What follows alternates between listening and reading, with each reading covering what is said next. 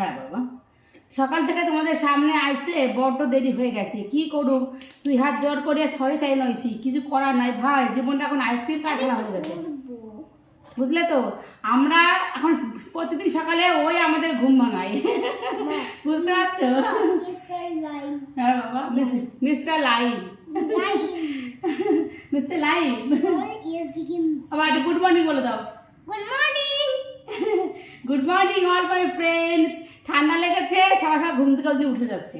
সকালে ম্যাগি বানিয়ে দিয়েছি, ওকে একটু ম্যাগি খেয়েছে, আর আমার ওদিকে রান্না হয়ে গেছে প্রায়, আটা মাখানো বাকি আছে, মাখাবো পরে।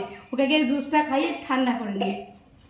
এই যে কাটছে, ওর সবসময় সামার হলে ভালো হয়, উইন্টার ওর ভালো লাগে না, বুঝলে। উইন্টারে সামার ড্রেস পরে ও ফিল করে যে এটা সামার সিজন।